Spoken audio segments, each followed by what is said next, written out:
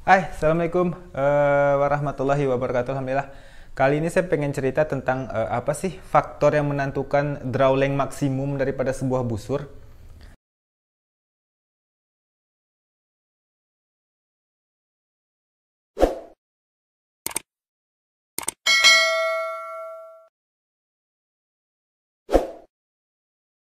Oke teman-teman, ketika kita beli sebuah busur di pasaran ya, itu akan seringkali disertakan misalkan maksimum draw length 28 inci atau maksimum draw length 29, 30 atau 31 inci.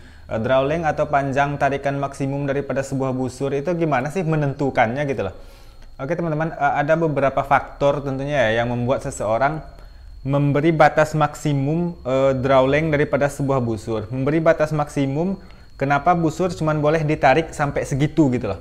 Oke, yang pertama itu adalah apa yang kita sebut dengan stuck atau mentok atau macet. Ketika sebuah busur ditarik ke belakang akan ada batas di mana sebuah busur ini sudah keras untuk ditarik gitu loh. Atau stuck atau mentok. Misal ketika seseorang maker itu yang membuat sebuah busur, ketika sebuah busur dia coba menarik misalkan di 25 inci, maka berat tarikan dapat 30 lbs misalkan. Ketika sebuah busur dia tarik di 26 inci dapat 32 misalkan. Ketika ditarik di 27 dapatnya mungkin 35. Ketika ditarik di 28 ketemunya 37 misal. Jadi ini ketika sebuah busur, skema penarikan sebuah busur 30, 32, 35, 37 ini masih normal teman-teman. Ketika busur misalkan ditarik di 29, maka itu dapatnya mungkin sudah jadi 4 misal. Ketika ditarik di 30 itu sudah menjadi 53 misal. Nah, seperti ini. Ketika skema sebuah busur seperti ini, maka biasanya si pemanah sampai batas ini saja menentukan draw length maksimum. Karena sebenarnya di 29 dia sudah stuck atau macet.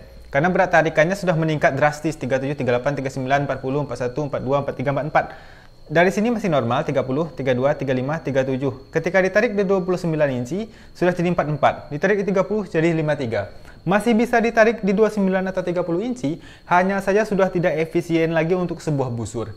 Jadi biasanya maksimum draw length ditentukan di 28 inci ini saja.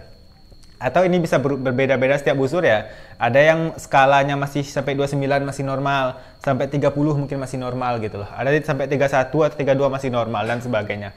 Yang pasti kurang lebih faktornya seperti ini. Atau ketika dibuat kurvanya mungkin awalnya normal, tiba-tiba jadi melonjak. Maka ini adalah batas stuck daripada sebuah busur. Ini awalnya kurvanya normal, kemudian melonjak gitu loh.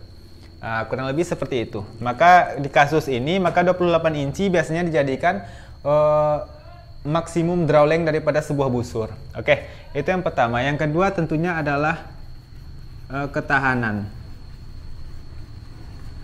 Ketahanan sebuah busur. Mungkin berdasarkan pengalaman maker, ketika busur itu ditarik di 29 atau di 30 inci, busur crack atau twist atau patah atau dan sebagainya lah.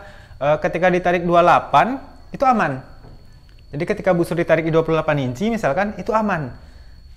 28 aman dalam jangka panjang itu. Ketika ditarik di 29 atau 30, seringkali kasusnya seorang maker busur itu kan biasanya mempunyai trial error kan, percobaan-percobaan sebelum busur itu dilepas ke pasaran kan kurang lebih seperti itu.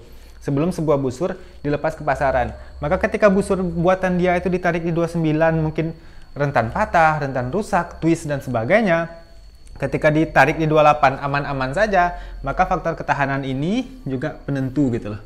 Sebuah busur ditentukan maksimum draw length-nya segitu. Amannya ditarik itu seberapa? Amannya sebuah busur itu ditarik seberapa? Di 28 kah, 29 kah, atau 30 kah?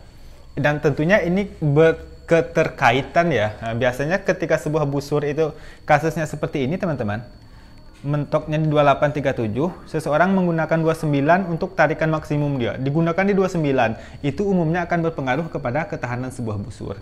Biasanya akan saling berketerkaitan lah faktor stuck dan ketahanan ini.